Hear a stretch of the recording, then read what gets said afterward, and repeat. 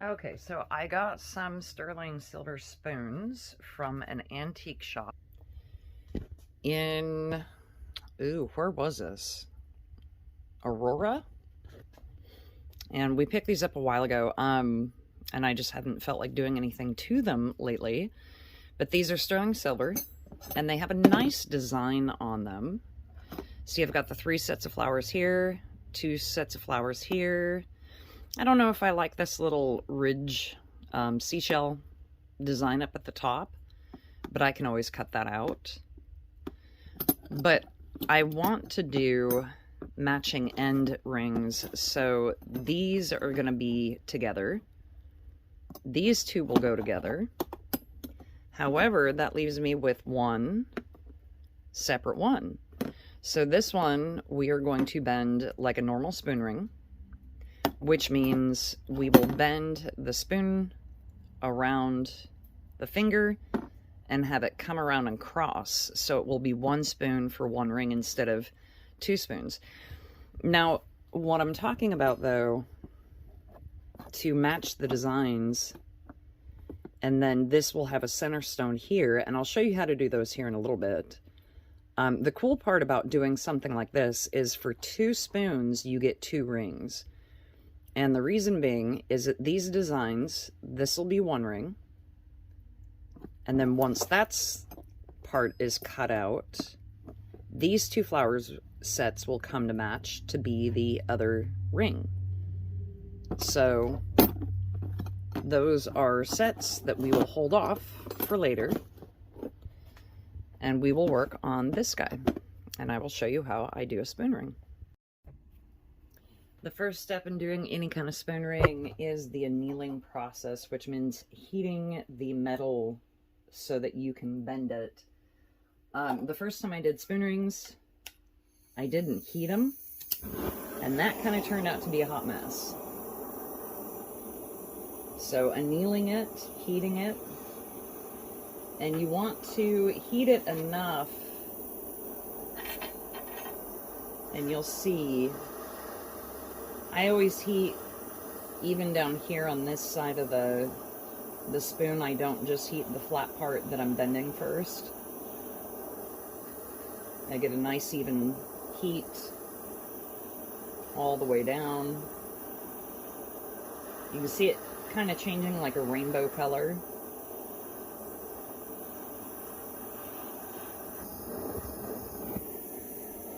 And I have a little too much propane coming out of this.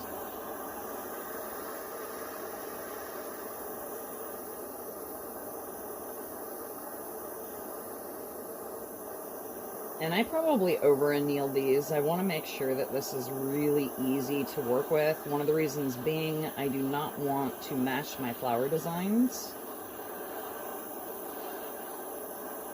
And I've noticed that if it's not annealed quite enough, you have to use a little more force, and that will actually cause you to smash the silver designs that you're trying to save.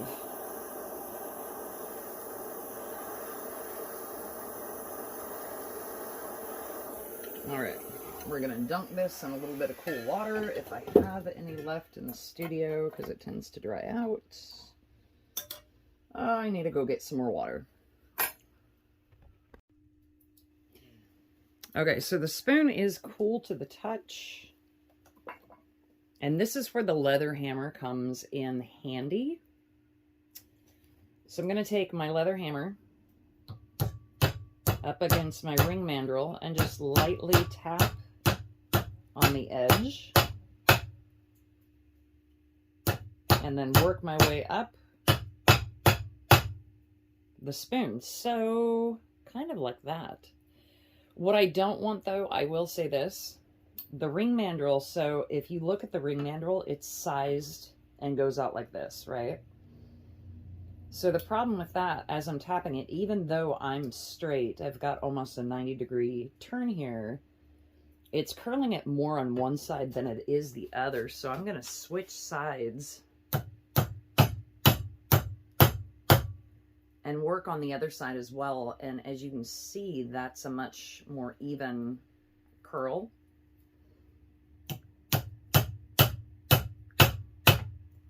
Then I'm going to switch sides.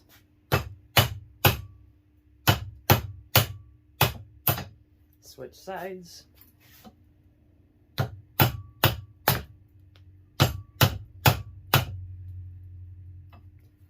Switch sides.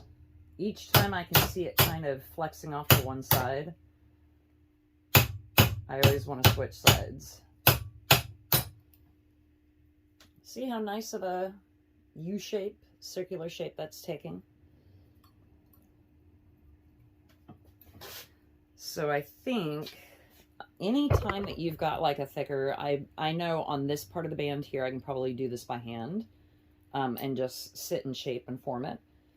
But still here, this is still quite thick, and so that's going to be hard to do. I'm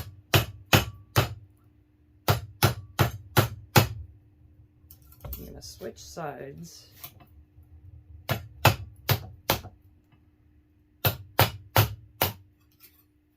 Switch sides.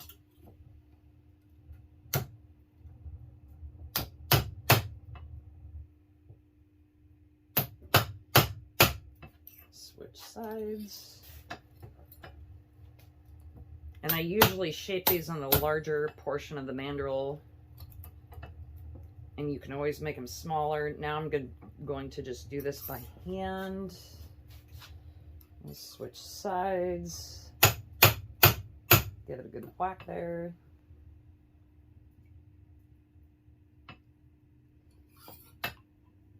All right. That is a nice shape.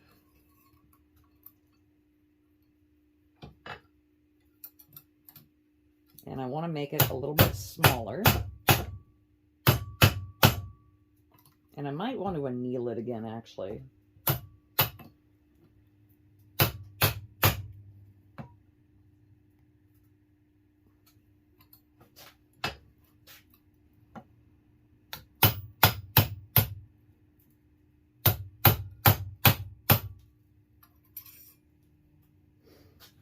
And at this stage, because I know I've put the hammer to it a couple of times, and even though this will keep the metal soft, every time it hits this, it's hardening up this back side of the metal.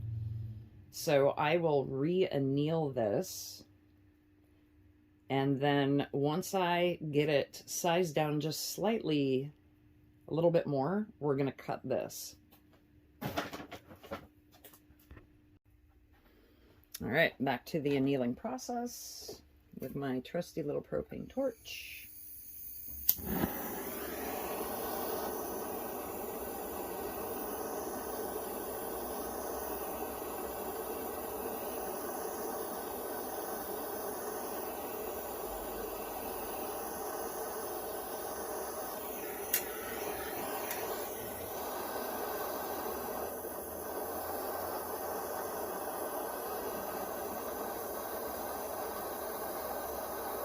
I'm going to anneal even a little bit further.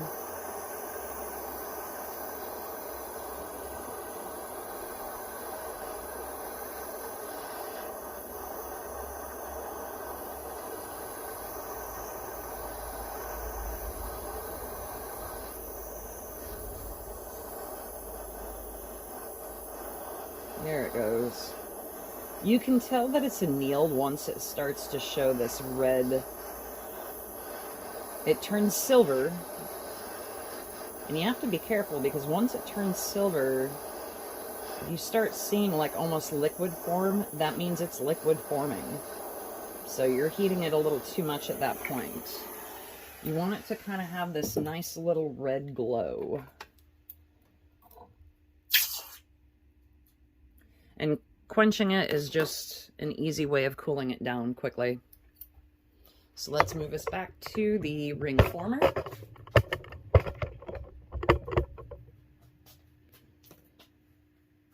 And bring it down a size or two. Actually, I want this to be like a size 7-ish.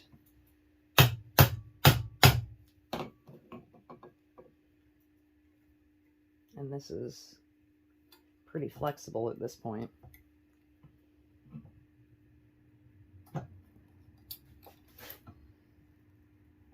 So once I bring it down, I want to kind of curl this around.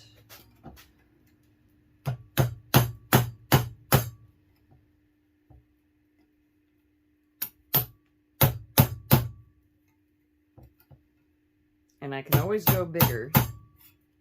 Sometimes it's easier to go smaller first and then bring it up a size to beat it out.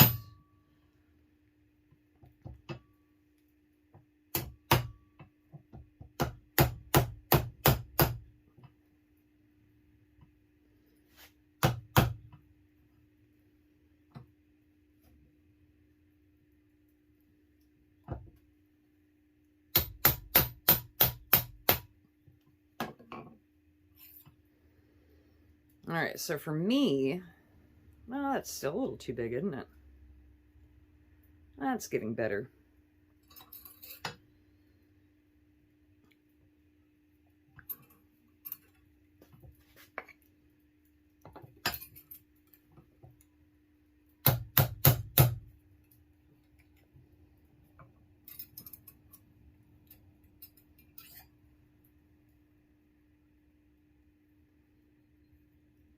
Ooh, yeah, that's much better. And at this stage, it is good to work both sides. It's not as important at this stage to work both sides, but it still is a good idea. Ee-hee-hee. Watch, I won't be able to get it off my finger. I'll have to spread it a little. Maybe that's the right size. Okay, so on this one, we will be taking the Dremel and cutting this probably right about here. I don't want to do one of the overlapping one. I do like the ones that curl from time to time. We can always save this design as well. There's like a design feature here in the spoon portion. I don't know if I want to save that design or not, because that would really elongate the curl over, or if I want to just cut it right about there. Now I could cut it right here, so the main flower is right here, and if I cut it here, I could always add a stone or some kind of a an additional piece to it there. So right now I'll cut it just beyond the flower so I can have choices later on. So the Dremel, bring you over here to the Dremel station, or the Fordham, or whatever you want to call these rotary tools. We want to get a cutting head on this. And this is one of the awesome things about reverse. I just had this guy on here. This is a sanding head. You throw it in reverse, hold on to it, and it takes out your screw. Stick the screw head in the cutting tool and throw it in drive, and it tightens it up. Okay, so I want to go just beyond the flower.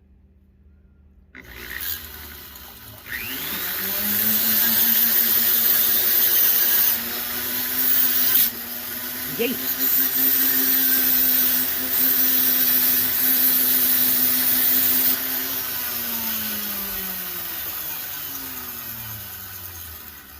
Cool thing about spoon rings, you can use this as a backing piece.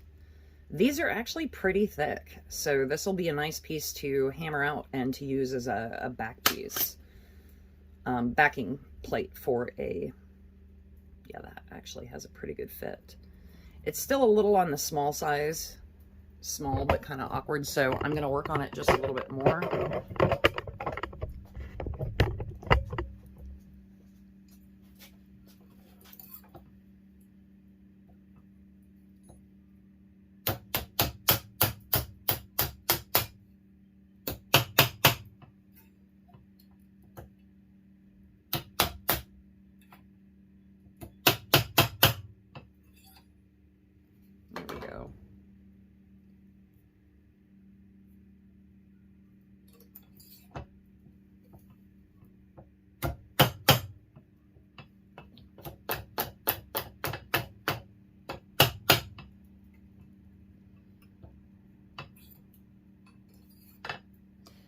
remember how I said how it unevenly shapes it, so just be aware that even at this stage it can unevenly shape them.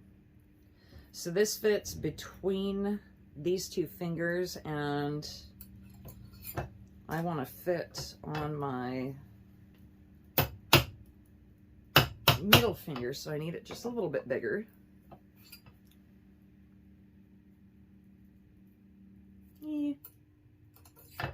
Slightly bigger.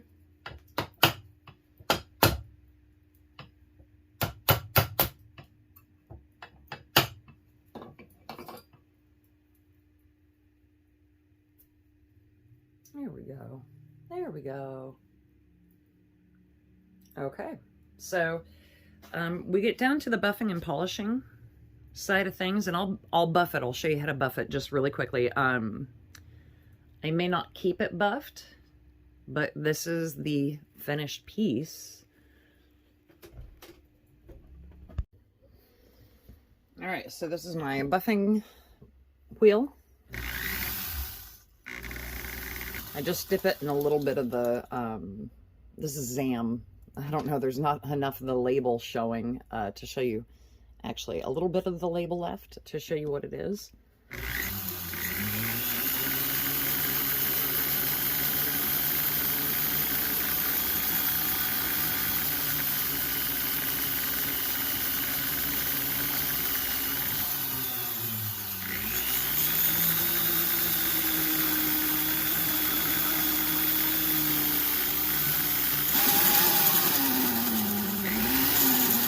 Yeah, so my Fordham broke in its little rotary area, so it makes some horrible noises sometimes.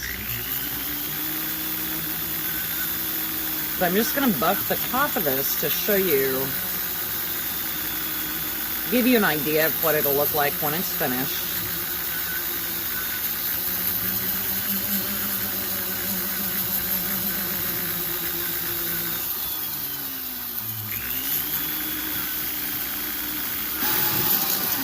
And this will be treated with liver of sulfur as well. If you don't know yet what liver of sulfur is, I've got a couple of other videos showing liver of sulfur treatment.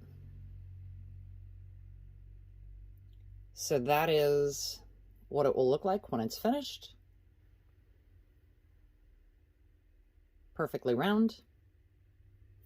Beautiful little spoon ring, sterling silver. So sometimes if you find some spoons that are not sterling and you'd like to practice on those, I actually have quite a few spoons sitting in a jar over there for students who want to come in and practice spoon rings. Silver may or may not bend a little bit easier than some of those rings. So just be aware of when you're working with something that is not sterling silver, when you anneal it, it may or may not be softer, it may be harder. Just be aware of that. And so now you can do a spoon ring. If you don't have a mandrel set up like mine, don't worry about it. Go get one of those cheapy $20 mandrels, and I hate saying that. But at Harbor Freight, they sell the $20 mandrels. Those are a soft kind of a pot metal. They will take on nicks, dings, all that good stuff. But if you're using a leather hammer on that mandrel and just put it in a vice clamp, that will work just fine for doing spoon rings. So annealing it is the key to making the metal soft and getting it to the shape that you want. Without that, it makes life really tough. So go out and get some spoons, have some fun.